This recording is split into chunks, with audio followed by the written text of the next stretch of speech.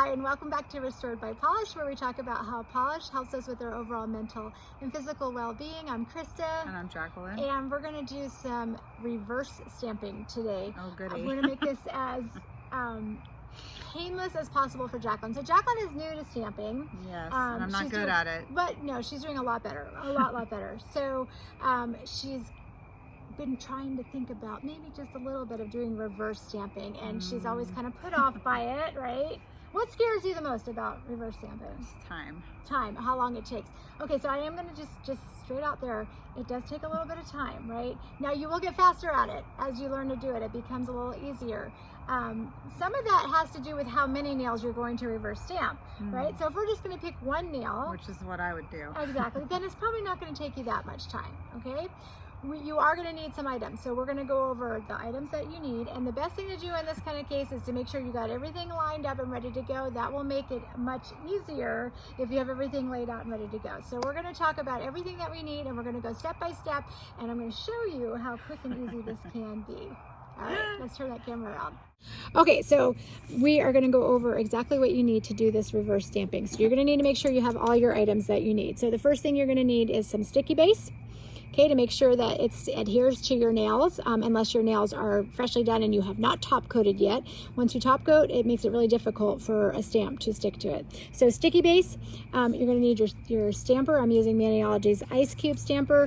I am using one of their little scrapers from Maniology as well. You're going to need to pick out your stamping plate. In this case, I've picked out, we're going to use this little sunflower image with the plaid behind it from MoU London. This is from their Trend Hunter collection.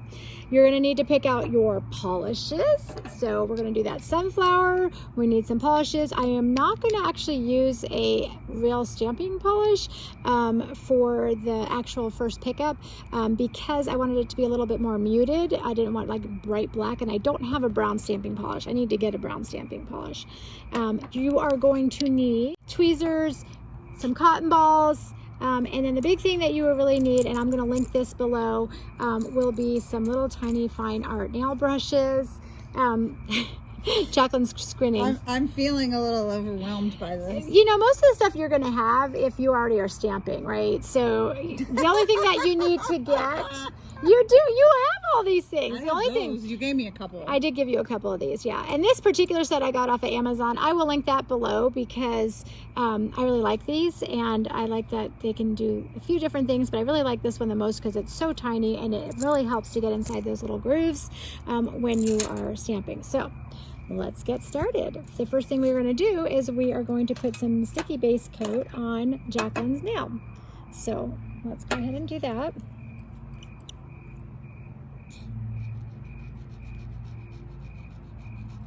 And then while that's drying, we're going to go in with our plate. So let's go ahead and do our stamp.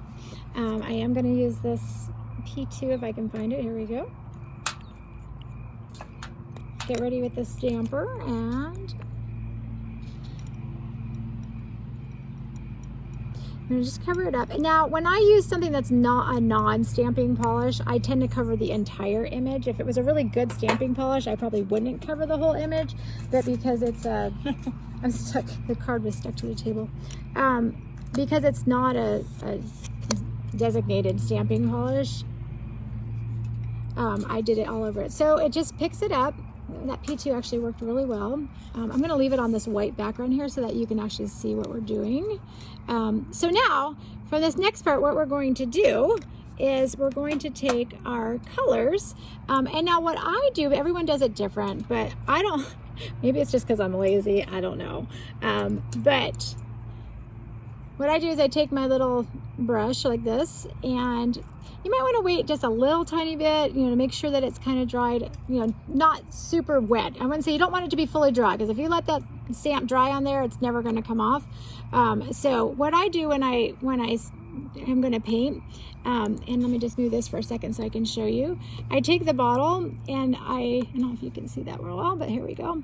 So what I do is I come in here and I just take it off of here, or if I need a little bit more, I'll go down on the brush. So I'm pulling it just from here. Instead of like throwing it down on a mat and wasting a lot of polish, I just pick it up off of the brush like that. Now, I have to do that a few times when I am doing the design because, you know, you have to go back and keep grabbing it. So what you're gonna do is you're just gonna have a very steady hand, and what I'm doing is I'm kind of, do you see how I'm not stroking it at all? Yeah. What am I doing? Dotting. You're dotting, right? Because if you go in there and you pull on it, you're gonna pull the base image off, and we don't want to do that. So what you wanna do is kind of almost overload your brush, and then you're just gonna go in and just kind of tap it in there. Wow. So, and I'll probably end up fast forwarding this so that you guys can see what it looks like after we get done doing that.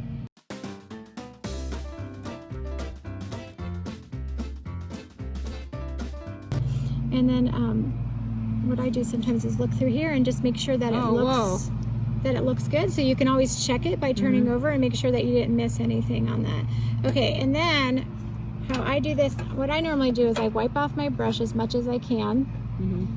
And then I have my little dish, but I don't have my little dish here, but then I clean it off in the acetone and just wipe it off so that you can use it again for the next color. So we're gonna let Jacqueline try doing this brighter yellow color.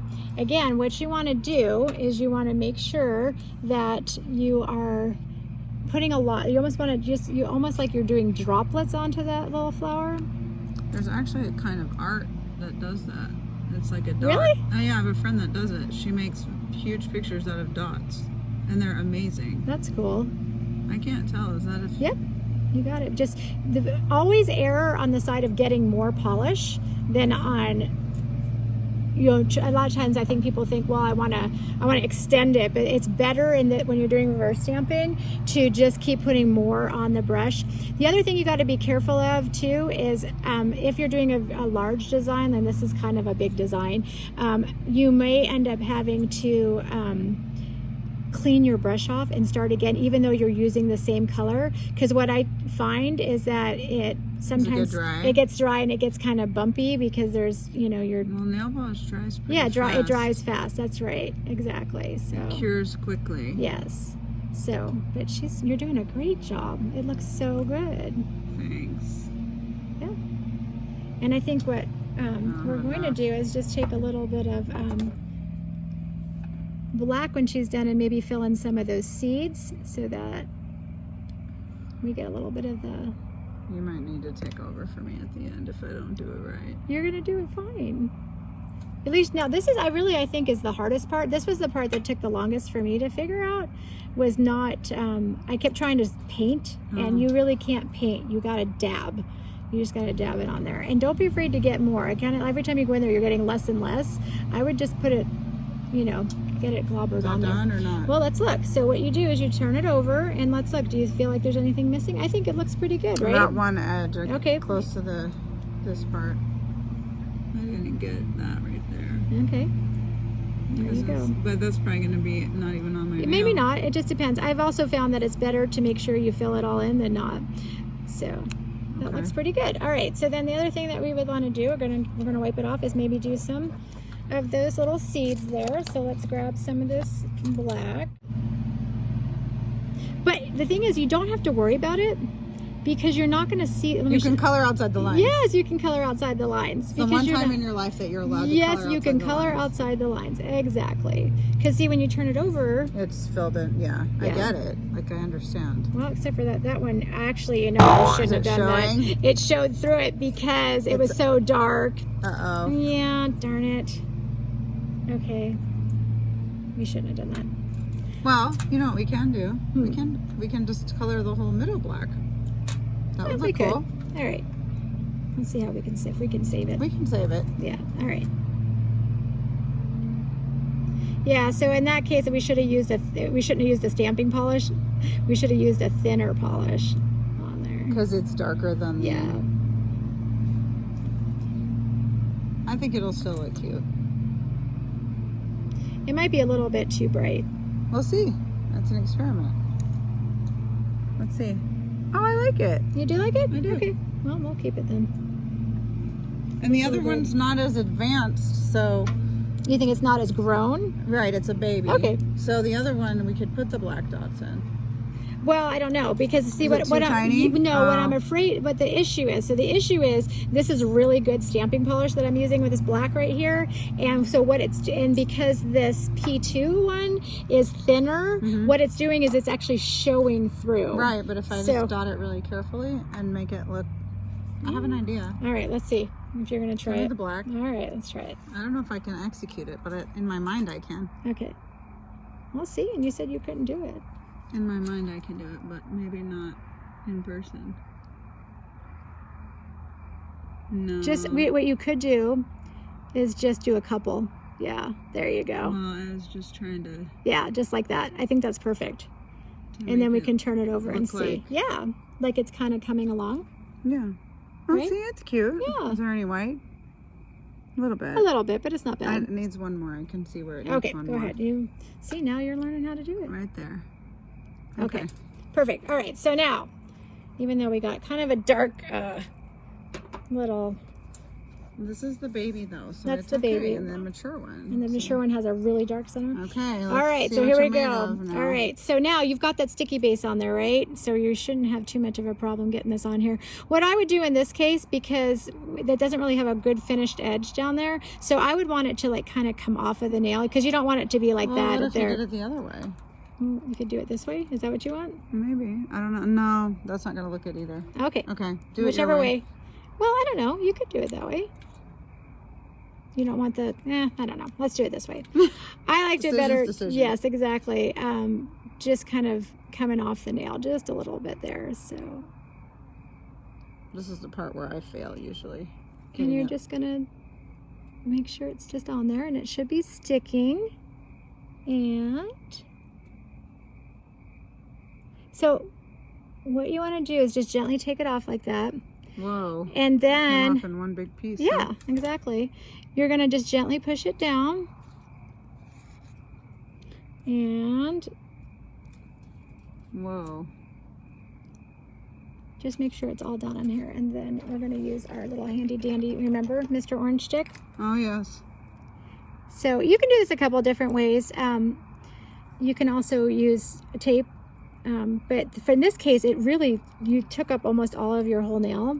So just like you would kind of like do a decal, I can tell we didn't get enough sticky base over here, but we'll get it down there. So we're just going to make sure it sticks onto there.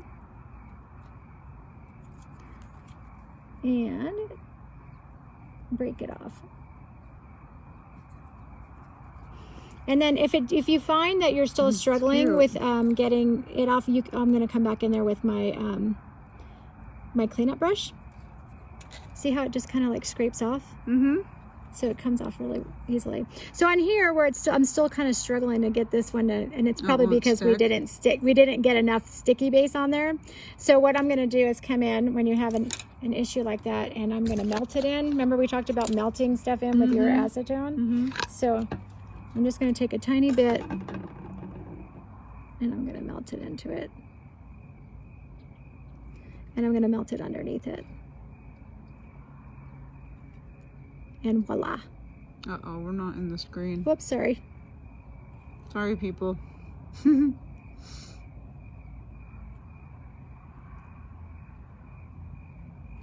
looks cool. Right, so it did, it kind of melted. And I'll even do that kind of a little bit on the edges here, just to make sure that it's all Definitely would sticking only on do there. this on one nail, not all of them.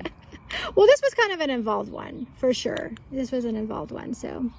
And then, once you have that all done, you're going to go in there, and I'm not going to do it now because I don't have my good one, but you want to make sure that you're using a top coat that is either a water-based one that you use from Humaniology has a good non-streaking, basically, top coat.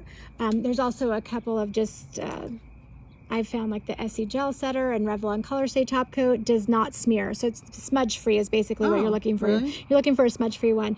Lots of times the quick dry top coats, if you put that on right away on top of it, it's going to smear everywhere. I've had mine smear, so that's... Yeah, and there's nothing worse than when you've put in all that hard work and then you can't get it to, you know, look right because you've smeared it all the way down your nail.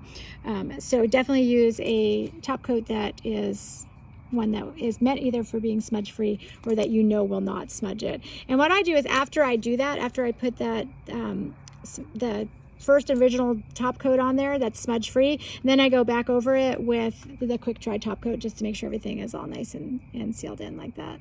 So, and the reason I'm not doing that right now is because I forgot to bring it with me over here, so I don't have it with me to do. So I don't want to mess it up now that we have it on your nail. That's cool. So yeah, I like it. Good job. It's not that bad. And see, I told you it wasn't that bad. And you actually picked a pretty involved design when we did that too. So picking ones that are a little bit smaller would actually be easier and less time consuming. So. All right, so if you have any questions about that, or any of the products that I used today, let me know. You can put those comments in the comments below, and then any other links to information you need will be in the description box. So please like and subscribe if you would want to see more content like this, and we will see you next time. Bye. Bye.